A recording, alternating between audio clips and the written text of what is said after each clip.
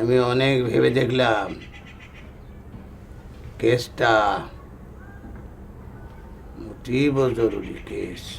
বাবা সত্যি বলেছেন বাবা, অতীব জরুরি এবং সিরিয়াস বাবা। আমি আপনাকে বলিনি, আমি ওনাকে বলেছি। জি, ওনাকে বলেছেন।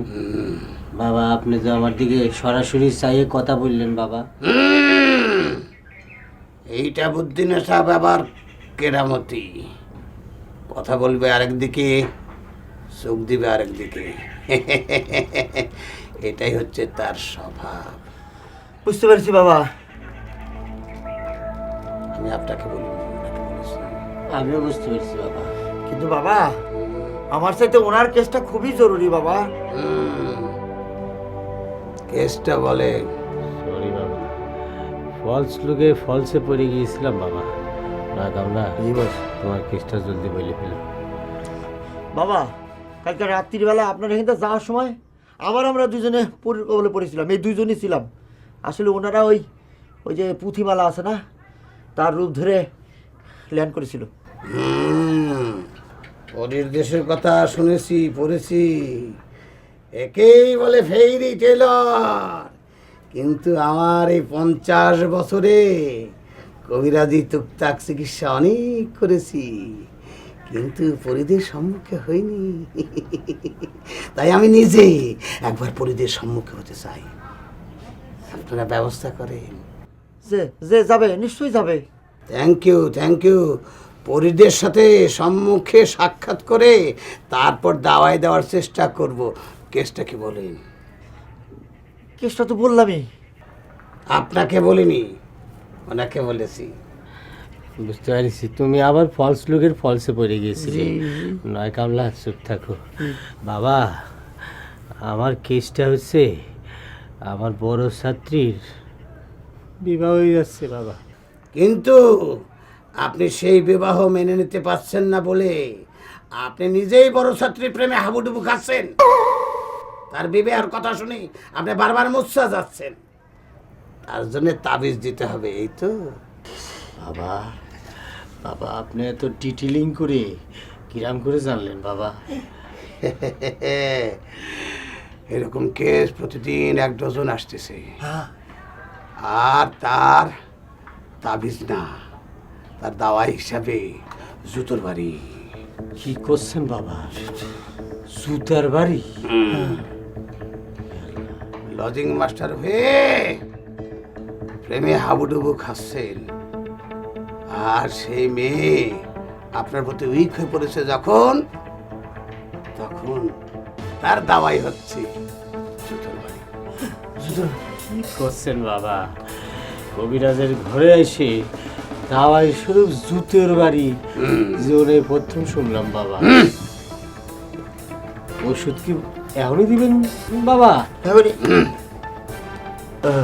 একটাই কাজ হবে বাবা? আর একটা দিবেন বাবা? বাবা ঠিক আছে, আপনি যেটা ভালো মনে করেন। সাকসেস কি হবে বাবা? লজিং মাস্টারের যে দাওয়াইয়ের কথা বলেছেন বাবা, এটা আমার জন্য খুবই ইনসালটেশনের বিষয় হয়ে দাঁড়িয়েছে বাবা। টেনশনের কিছু নাই। লজিং মাস্টার হয়েছে যে ছাত্রীকে ভালোবেসে ফেলেছে, তার জন্য দাওয়াই আমার জানা নাই। একটাই দাওয়াই আছে, তোর বাড়ি। বাবা বাবা বাবা বাবা আমার কথাটা আপনি ভালো করে শুনেন বাবা। আপনি আমার কথা না শুনে শুধু শুধু নয়া কামরার দিকে ফলস লুক মারতেছেন বাবা। আমার কথাটা আপনি শোনার দরকার আছে বাবা। Please listen to me first.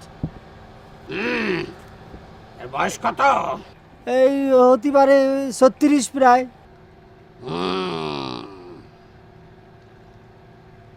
আমি ফলস লুক দিয়ে নতুন কামরার দিকে কথা বলতেছি।